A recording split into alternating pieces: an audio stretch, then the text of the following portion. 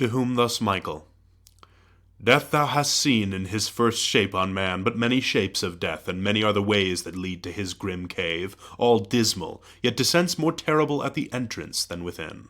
Some, as thou sawest, by violent strokes shall die, by fire, flood, famine, by intemperance more, in meats and drinks, which on the earth shall bring diseases dire, of which a monstrous crew before thee shall appear, that thou mayest know what misery the inabstinence of Eve shall bring on men.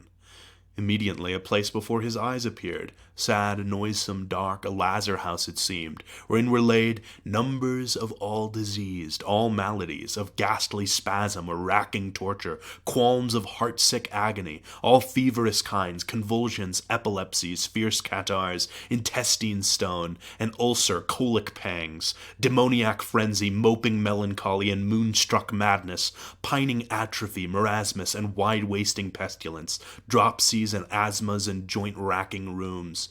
Dire was the tossing, deep the groans. Despair tended the sick, busiest from couch to couch, and over them triumphant death his dart shook, but delayed to strike, though oft invoked with vows as their chief good and final hope.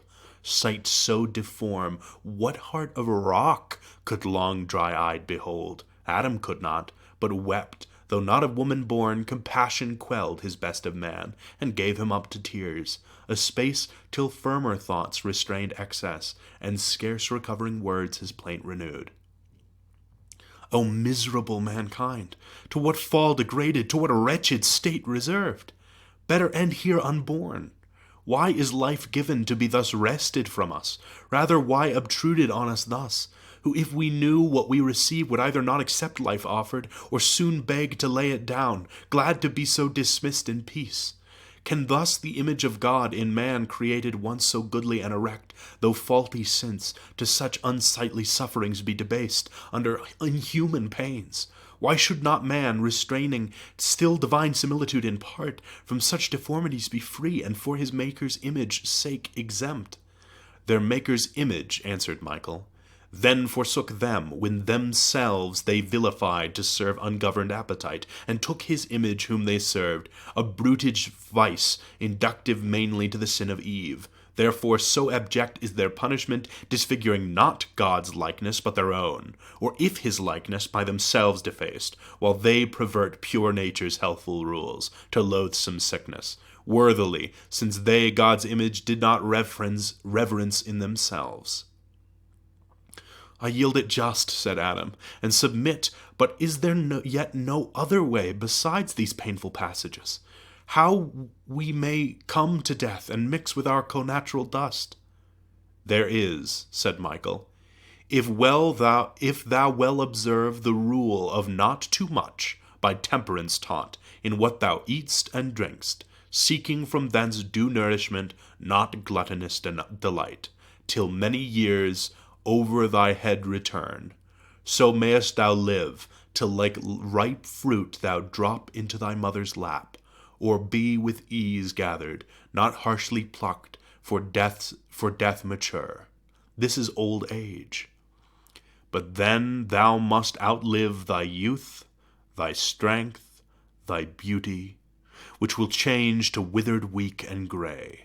Thy senses then obtuse, all taste of pleasure must forego, to what thou hast, and for the air of youth, hopeful and cheerful, in thy blood will reign a melancholy damp of cold and dry, to weigh thy spirits down, and last consume the balm of life. To whom our ancestor: Henceforth I fly not death, nor would prolong life much, bent rather how I may be quit, fairest and easiest, of this cumbrous charge, which I must keep till my appointed day of rendering up, and patiently attend my dissolution. Michael replied, Nor love thy life, nor hate, but what thou livest live well, how long or short permit to heaven, and now prepare thee for another sight. He looked, and saw a spacious plain, whereon were tents of various hue. By some were herds of cattle grazing, others whence the sound of instruments that made melodious chime where it was heard, of harp and organ, and who moved their stops and chords was seen. His volant touch, instinct through all proportions, low and high, fled and pursued transverse the resonant fugue. In other part stood one who at the forge, laboring, two massy clods of iron and brass had melted, whether found where casual fire had wasted woods on mountain or in vale, down to the veins of earth, thence gliding hot to some cave's mouth, or whether washed by stream from underground. The liquid ore he drained into fit molds prepared, from which he formed first his own tools. Then what might else be wrought, fusel or graven in metal.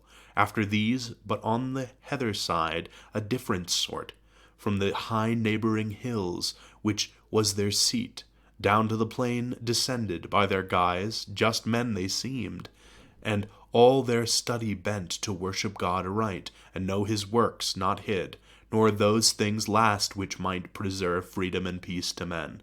They on the plain long had not walked, when from the tents, behold, a bevy of fair women, richly gay in gems and wanton dress. To the harp they sung soft amorous ditties, and in dance came on.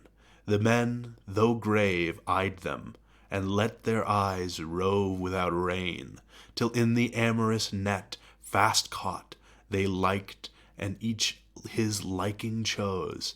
And now of love they treat till the evening star, love's harbinger, appeared. Then all in heat they light the nuptial torch, and bid invoke Hymen. Then first to marriage rites invoked, with feast and music all the tents resound. Such happy interview and fair event of love and youth not lost. Songs, garlands, flowers, and charming symphony attached the heart of Adam, soon inclined to admit delight, the bent of nature which he thus expressed. True opener of mine eyes, prime angel blessed, much better seems this vision, and more hope of peaceful days portends than those two past. Those were of hate and death, or pain much worse. Here nature seems fulfilled in all her ends. To whom thus Michael, judge not what is best by pleasure, though to nature seeming meet, created as thou art to nobler end, holy and pure, conformity divine. Those tents thou sawest so pleasant were the tents of wickedness, wherein shall dwell his race who slew his brother. Studious they appear of arts that polish life, inventors rare, unmindful of their maker, though his spirit taught them, but they his gifts acknowledged none. Yet they a beauteous offspring shall beget. For that fair female troop thou sawest, that seemed of goddesses, so blithe, so smooth, so gay, yet empty of all good wherein consists woman's domestic honor and chief praise, bred only and completed to the taste of lustful appetence, to sing, to dance, to dress, and troll the tongue and roll the eye. To these, that sober race of men, whose lives religious titled them the sons of God, shall yield up all their virtue and all their fame ignobly to the trains and to the smiles of these fair atheists, and now swim in joy, ere long to swim at large, and laugh, for which the world ere long a world of tears must weep. To whom thus Adam, of short joy bereft, O pity and shame, that they who to live well entered so fair should turn aside to tread paths indirect, or in the midway faint. But still I see the tenor of man's woe holds on the same, from woman to begin. From man's effeminate slackness it begins, said the angel, who should better hold his place by wisdom and superior gifts received. But now prepare thee for another scene. He looked and saw wide territory spread before him, towns and rural works between, cities of men with lofty gates and towers, concourse in arms, fierce faces threatening war, giants of mighty bone and bold emprise, part wield their arms, part curb the foaming steed, single or in array of battle ranged, both horse and foot, nor idly mustering stood, one way a band select from forage drives a herd of beeves, fair oxen and fair kine, from a fat meadow ground or fleecy flock, ewes and their bleating lambs over the plain, their booty, scarce with life the shepherds fly, but call in aid, which makes a bloody fray. With cruel tournament the squadrons join, where cattle pastured late, now scattered lies with carcasses and arms, the ensanguined field deserted.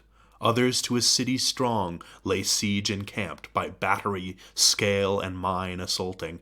Others from the wall defend with dart and javelin. Stones and sulphurous fire, on each hand slaughter and gigantic deeds. In other part the sceptred heralds call to council in the city gates.